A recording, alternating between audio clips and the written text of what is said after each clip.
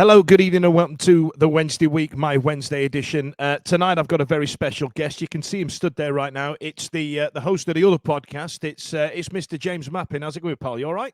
Yeah, I'm all good, Dan. Thank you very much for having me on. Do appreciate it. Must have been scraping barrel to get me on. Must have. No, I tell you what, you were top of the list, mate. If I'm honest, we had a few on, and some of these have been great. Some of them have been, hard work. You know what I mean? But some of them have been they've been really insightful to have guests on like this, and it's one of them where I'm really wary about it being you do the what's the one you do on a Wednesday night? Is it the Twitter space?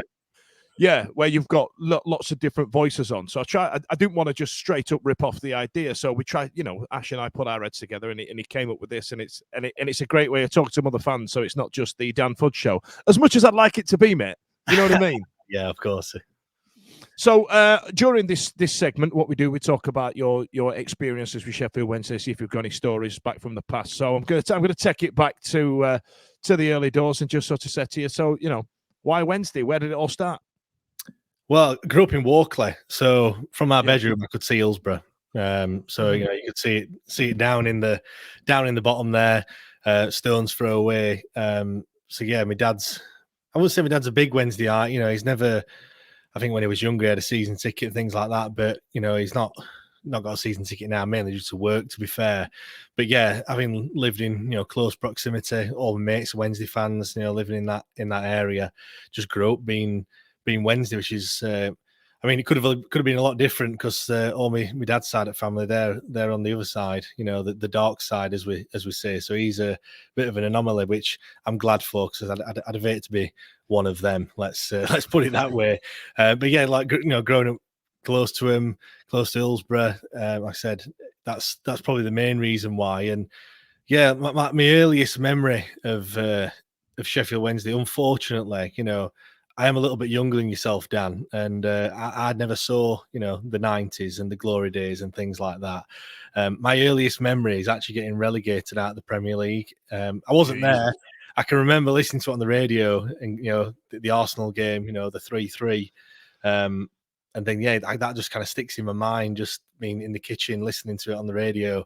So, yeah, all my memories of Sheffield Wednesday, yeah, the Chris Waddles, the Carlton Palmers, the David Hurst that people talk about. Unfortunately, I've not got those. Obviously, you've seen all the clips and things like that, and it really annoys me when people talk about them and say how good they are and everything, and I just haven't got those memories. But yeah, like I said, the earliest one was getting relegated. So I've only seen us when we've been shit, really. I've not seen I've not seen us when we've been in the glory days, 91 cup final.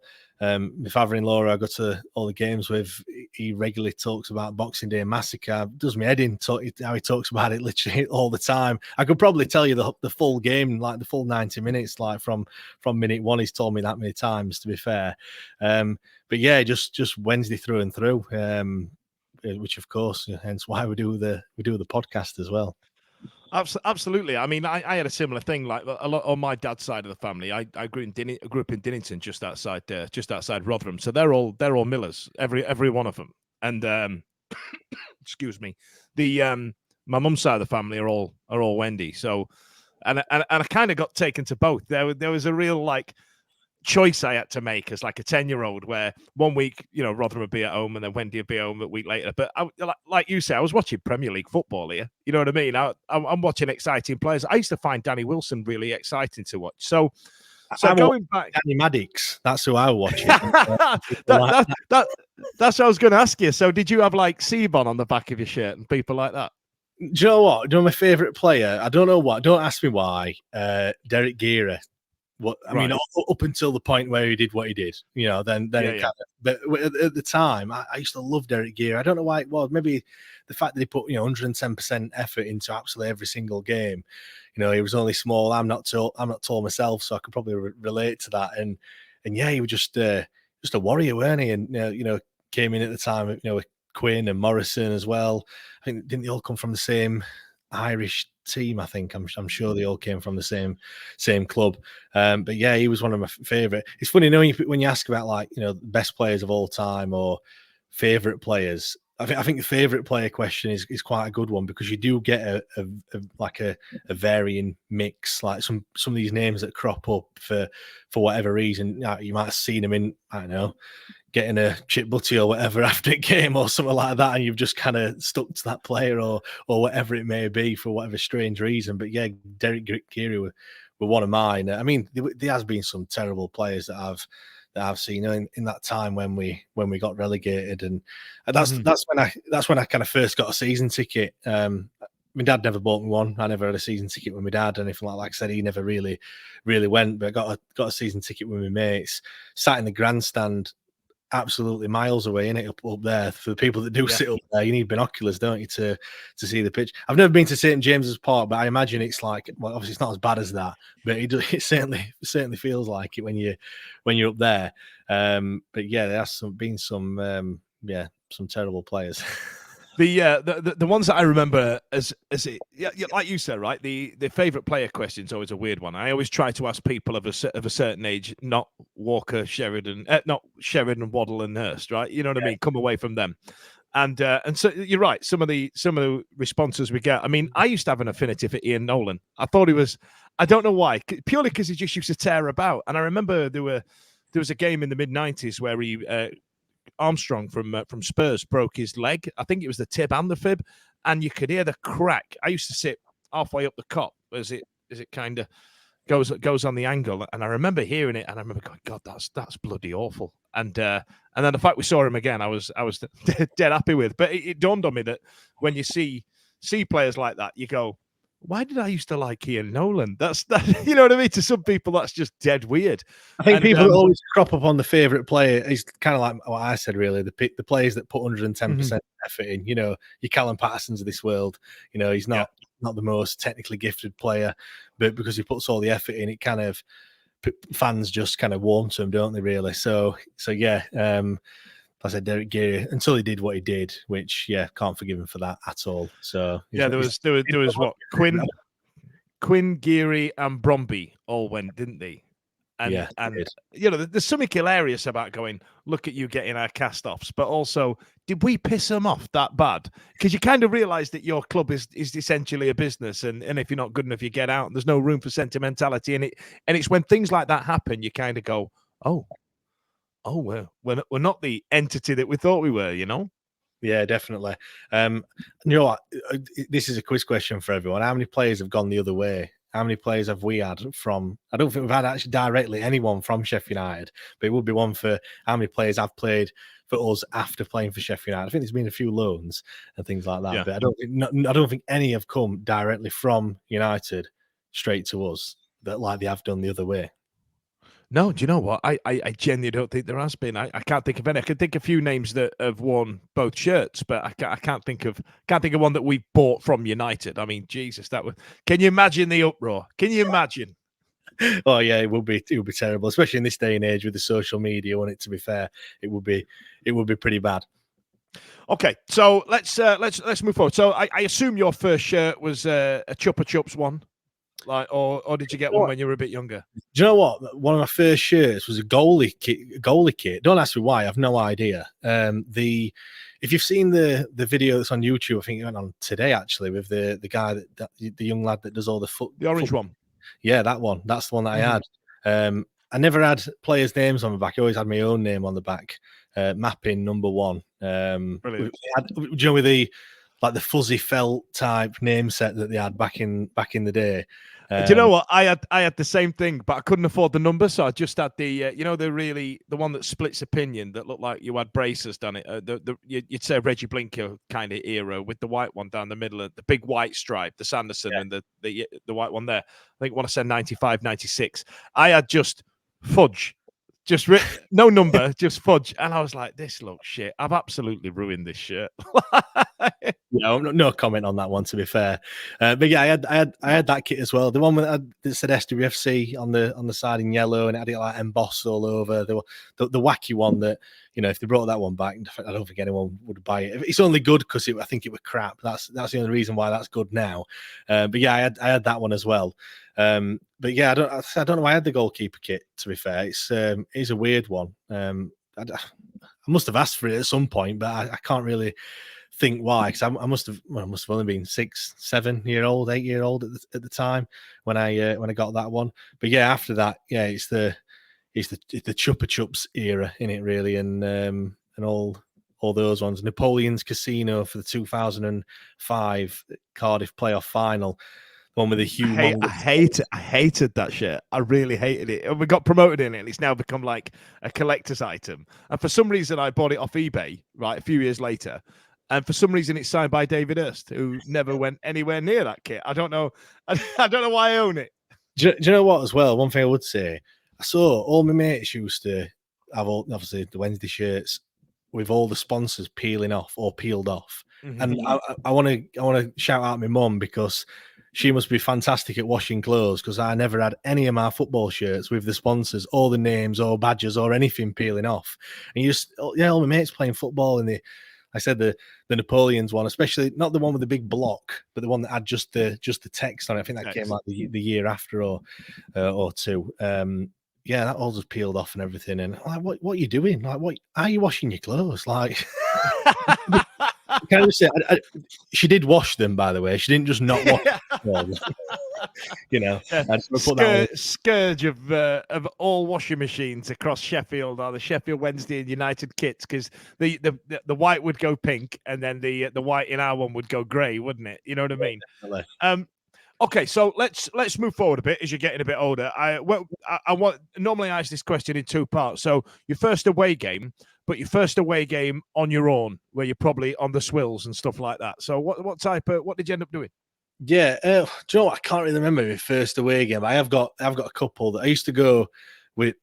So my mate, his dad used to drive the coach for the Park Hotel, where probably going to be like 14, 15-year-old, I would say.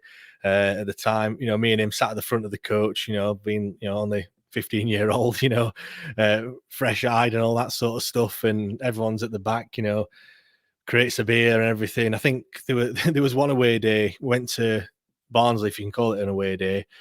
At 9 o'clock, we set off from Park Hotel to get to Barnsley for a 3 o'clock kickoff. Proper. I mean, it's a long way in it to Barnsley, I must admit. It is. Oh, yeah. What is it? 7 miles? Yeah, you've got to set off. It was 9 o'clock wherever they went. 9 o'clock. Beat traffic. Got to beat the traffic. Yeah, all the time. There was one that we went to, Coventry away. It was at the Rico then, or whatever it was called back then. By the way, how steep is that away end? That is, you know, we'll see that this season, won't we? When we go there, it is very steep. But anyway, we're on the coach. So this must be probably like 2000, maybe 2006, 2007, something like that. I think it's like when we've just beaten Hartlepool like the next season. And anyway, we're on his way. Sat navs back then aren't as sophisticated. You know, now it's Google Maps. Put it in. It just takes you wherever you need to go. Back then, it was TomToms and all that jazz. Anyway, my mate's dad's got his TomTom sat nav on, and we've stopped off at this boozer, and then we're on his way to the ground.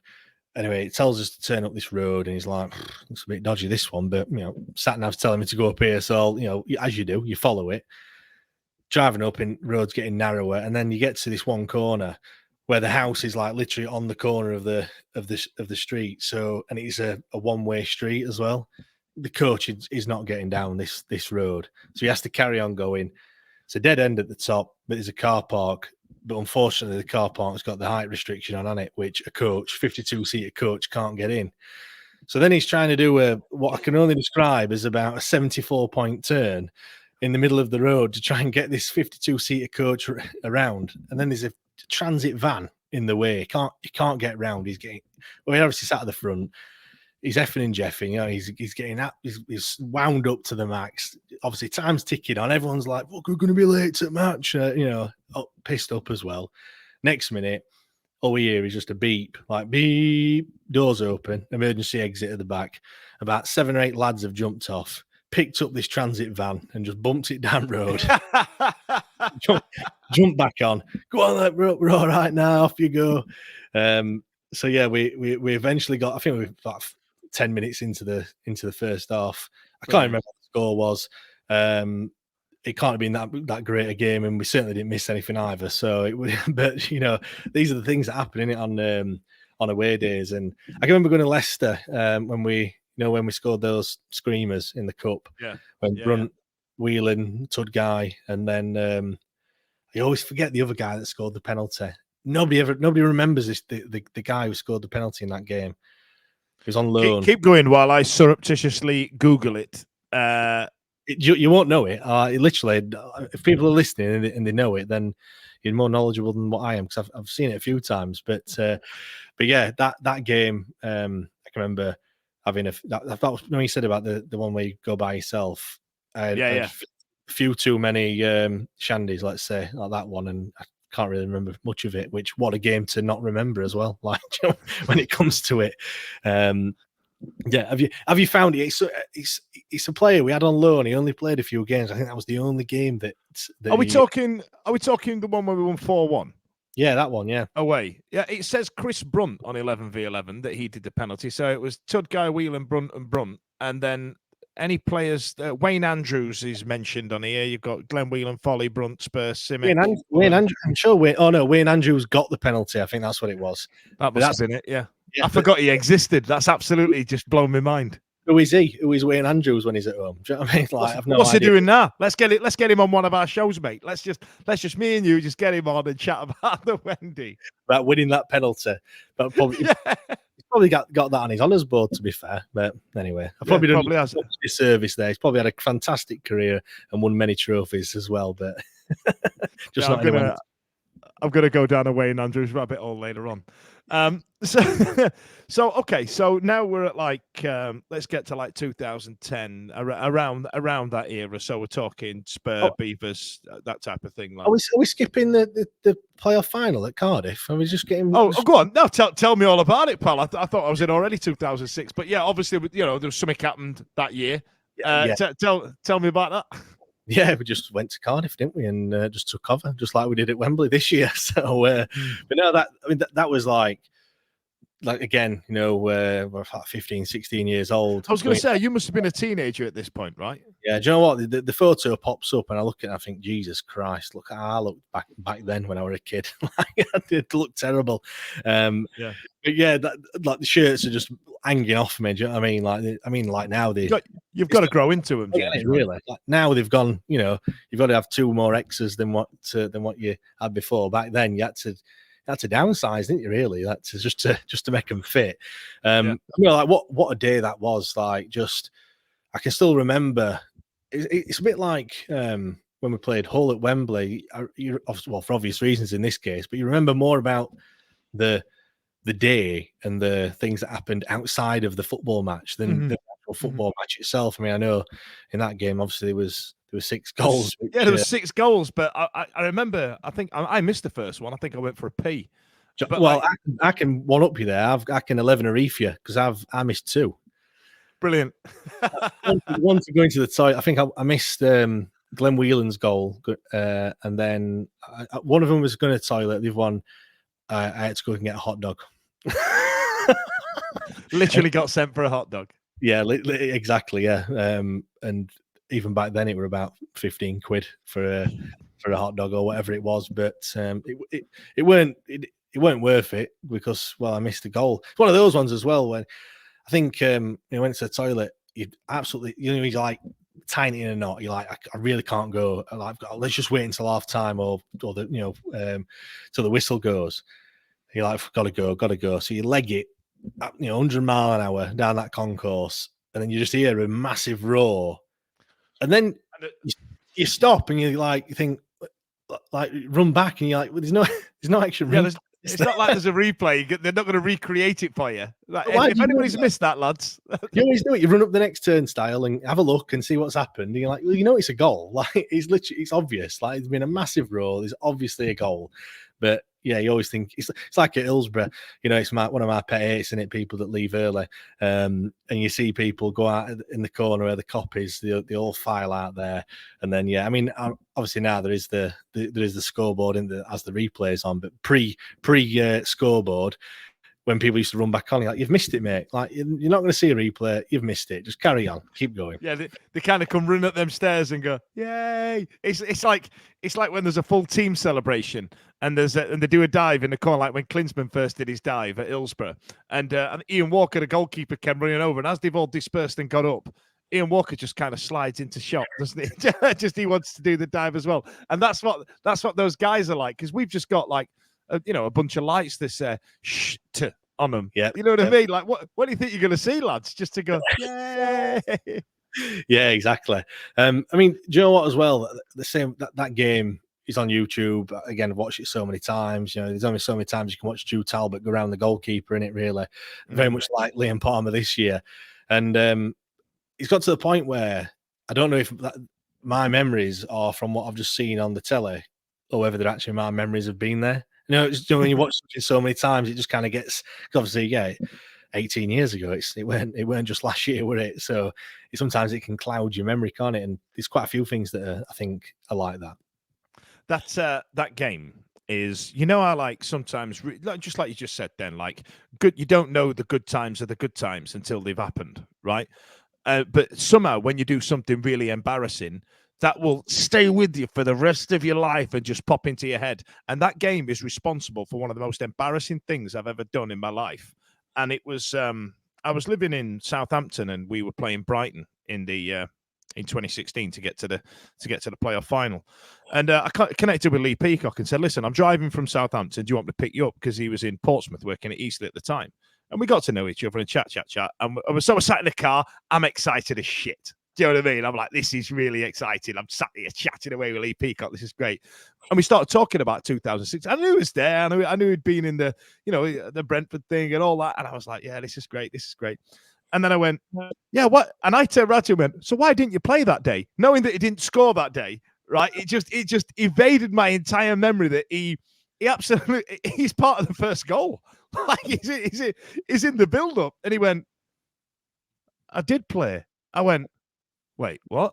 And I went, of course he fucking did. I was there. I seen it. Like, you just have an absolute brain fart. And every now and again, you can be walking down the street and it just pops in your head and you go, oh, God, yeah, I remember that. Like, things like that really just, they don't escape me. You know what I mean? Yeah, there's quite a few moments that are like that, things that you forget happened. And yeah, I mean, like I said, I've watched the full replay of the playoff final from a few weeks ago, and wife would be like, "But you went to the match." Yeah, but I've got to watch it again, like, because I might have missed something. Like, you've got to watch it again. Like, you can't just watch it once. Yeah, there'll be a point where I run into, I don't know, Marvin Johnson in about 15 years and go, why didn't you play that game? I did play. Shit, I've done it again. So we've gone through a few meh years, and then we got back into the championship, and then it was a bit like mid-table, wasn't it? I mean, there was one year we finished like 12th or 16th or 15th, and all that shit. Then we went down again. Now, were you there for the Crystal Palace game, the last game of the season? Do you remember that one? I remember it. It was on BBC at the time, when I wasn't there for that game. The infamous kicking the advertising hoarding and breaking. That's right. Yeah, that one. Yeah, I will never let him down. I mean, to be fair, he's dead to me anyway, because he then went on to play for United, didn't he? So we've already kind of alluded to it. Add that one onto your list for another. Yeah. Jot that down. I remember that. I was living in Croydon. Go on, sorry, James. Yeah, it's got a story on Leon Clark, actually. I remember going to Wolves. I'm all ears. Wolves away. It's only a quick one. Wolves away. You sit on the side, don't you? Which again I thought was bizarre. As a young lad going to a away game, you always think, well, you're on the end, aren't you? Like that's where the away end is. That bottom tier at Molineux. And yes, me and my mate seeing Leon Clark warming up and thinking, oh, is that fat get there? He looks terrible, like warming up. Thinking like, Christ, he's not a footballer. Like, look at the size of him. Scored 2 goals, and I think they won 3-0.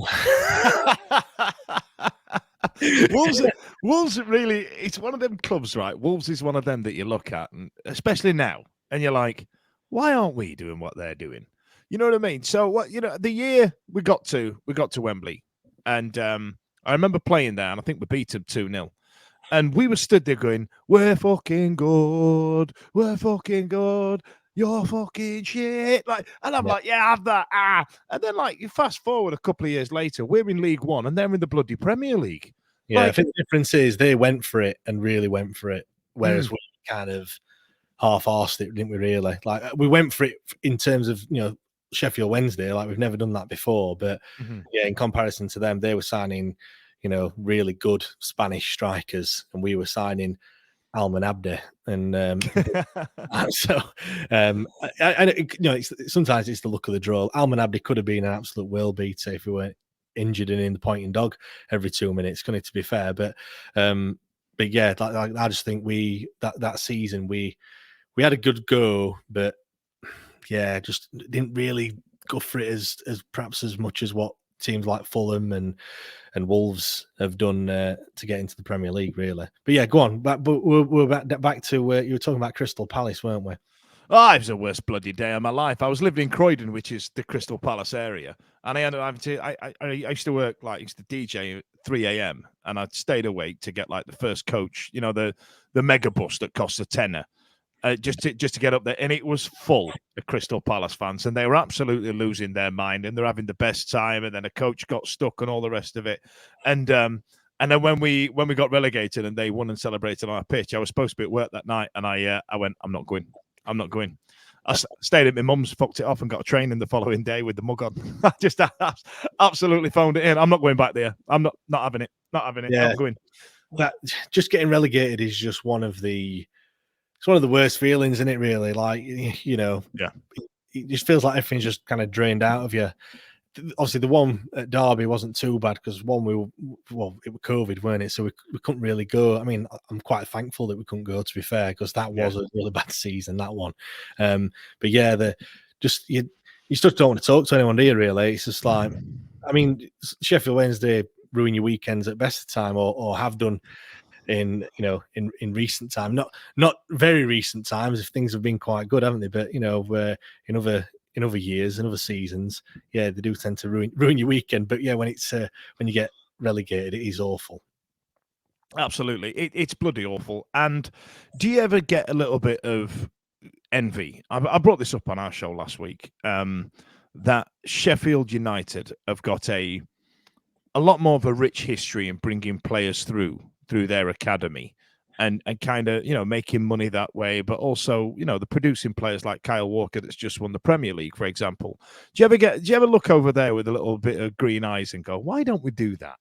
Why don't we do that? It is, yeah, you look over with jealousy and things. And obviously, yeah, there's a massive rivalry between the two, might shock people, but I'm happy for him to do well.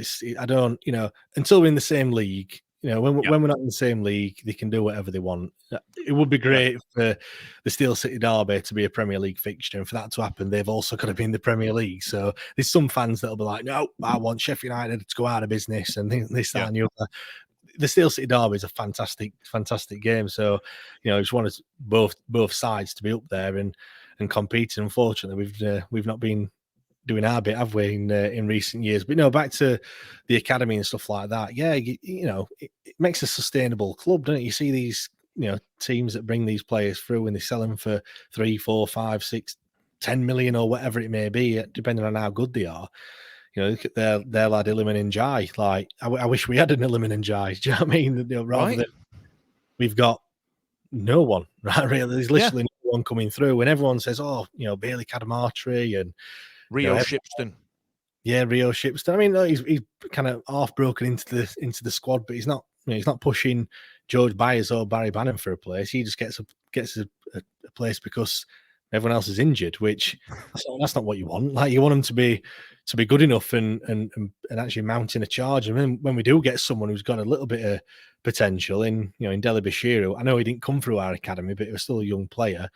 Then we just let him go on a free, like the others did as well. And yeah, we always shout and scream for the youngsters to come through and play, but more often than not, we always think we know more than the manager, don't we? But then in times where they do play, Matt Penny is one of them. We were all shouting and screaming, "Get Penny on the left! Like, give him a go. He can't be any worse than whoever it was at the Morgan Fox, whoever it was at the time he played, he was absolutely dog shit. He was awful. And you just think, yeah, maybe manager doesn't kind of half know talking about, oh, there's that one person that's going to have, I've got this football manager save.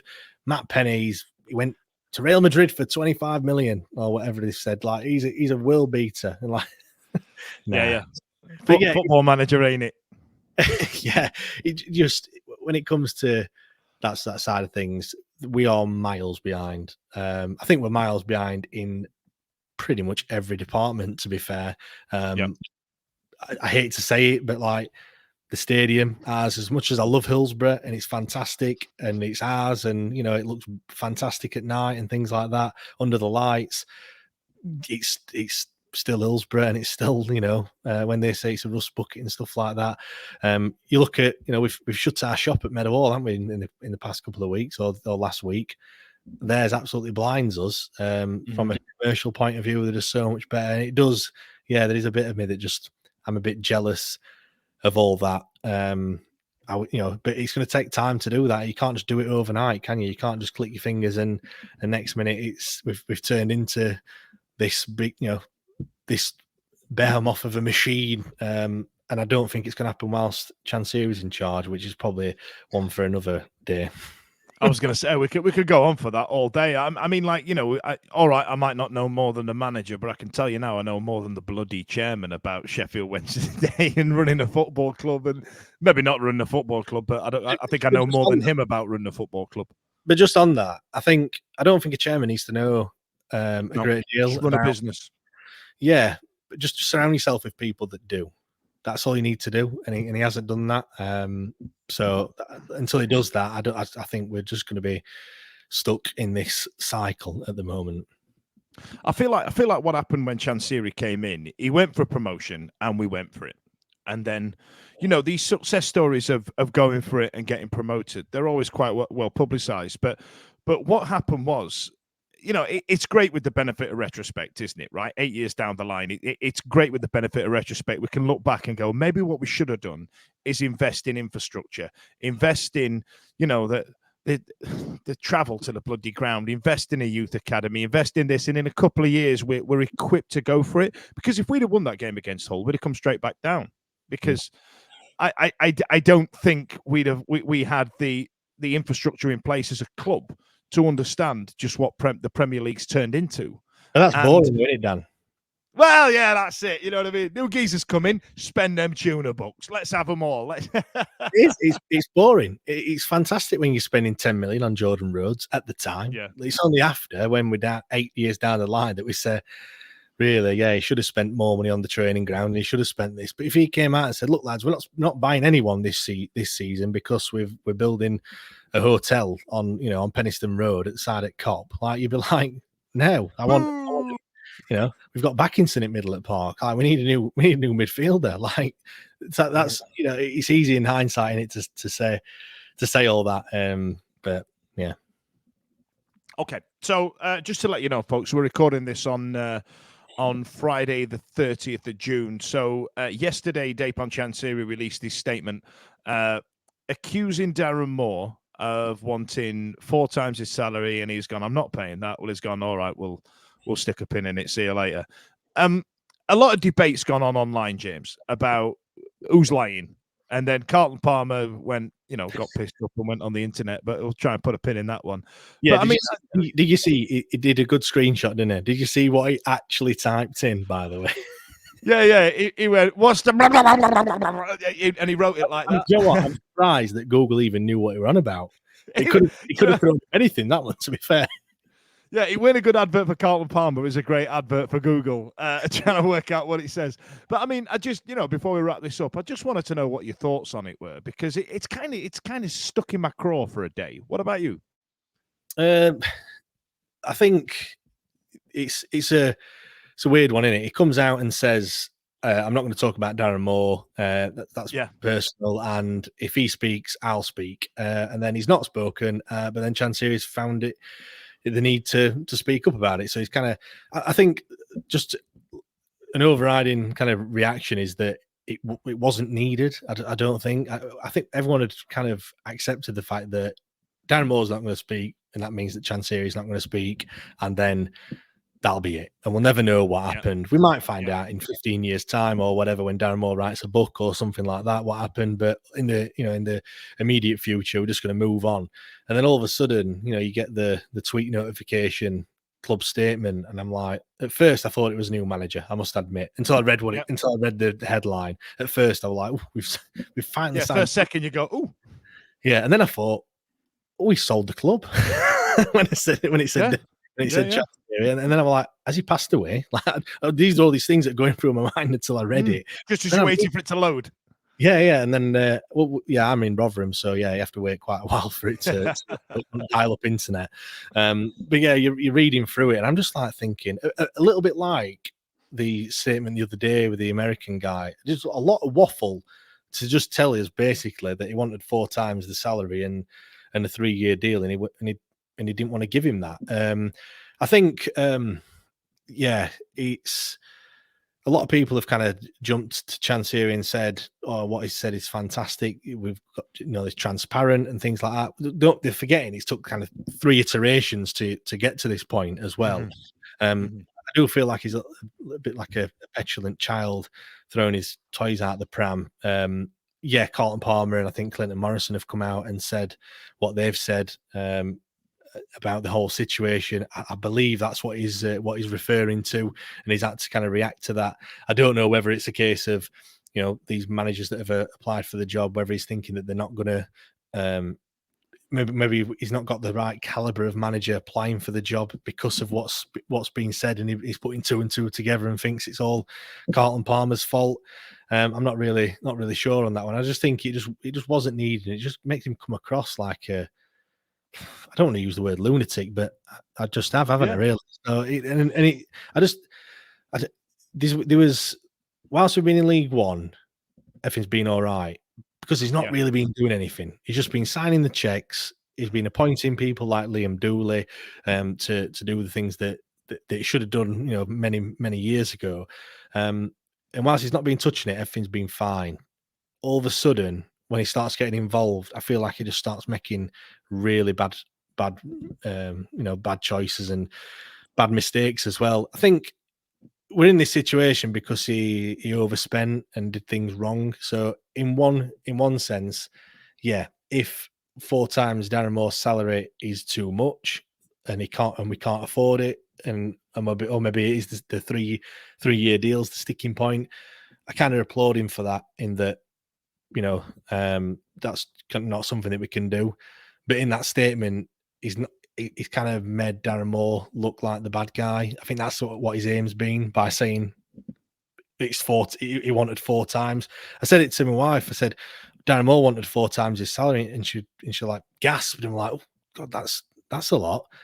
And I put that tweet out, about the average salaries. It wasn't saying that's what Darren Moore's on, but just to highlight that the average salary in the Championship is around about 4 times more than what it is in League One. So I'm not saying, I don't know how much he was on, and that, we're never going to find that out. But it's not it's not a that's kind of, maybe he was just asking for the going rate. We're going to never know, and I think Chansiri knows that.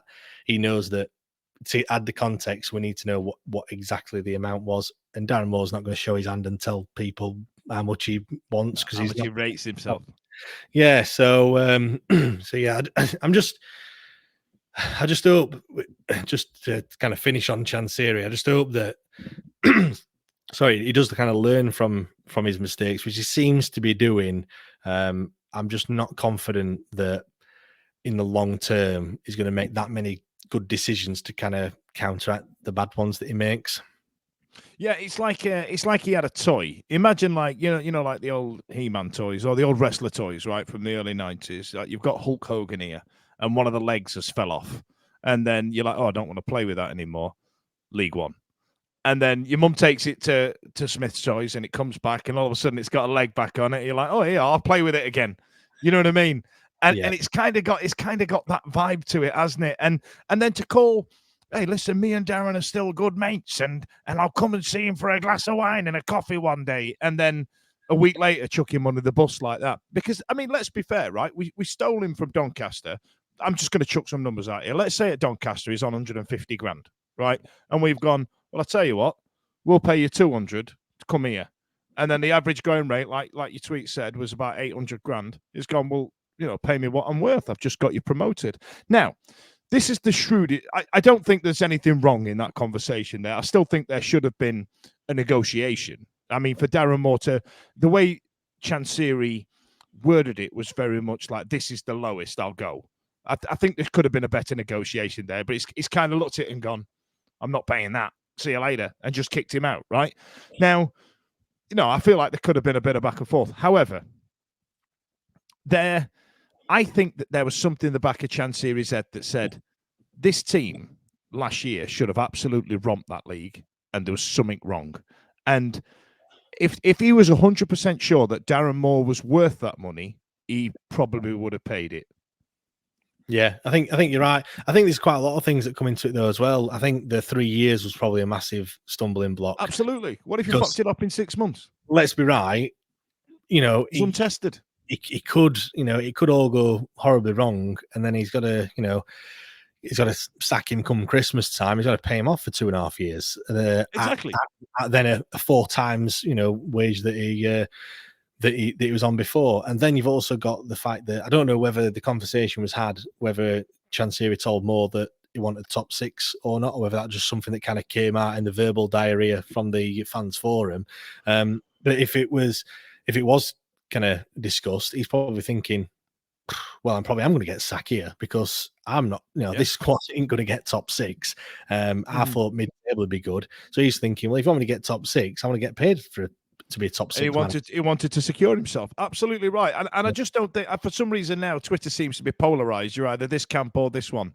But I think there's a lot of nuances along the way that I think people need to consider.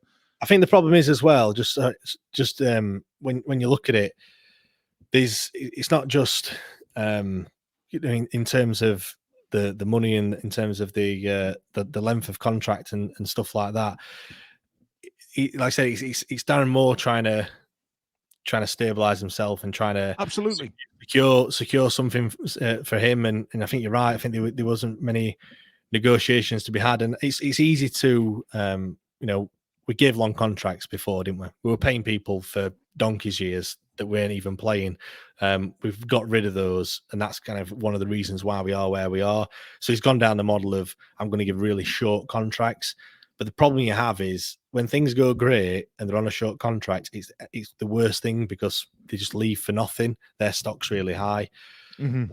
When it goes wrong and you pay them, and what happens like in 2016 and what have you, we end up stuck with players that aren't good enough. So yeah, it's almost like you can't win. Like whichever way it goes, he can't win. If he'd give Darren Moore a long contract and he got sacked in December, we'd have all been shouting and screaming.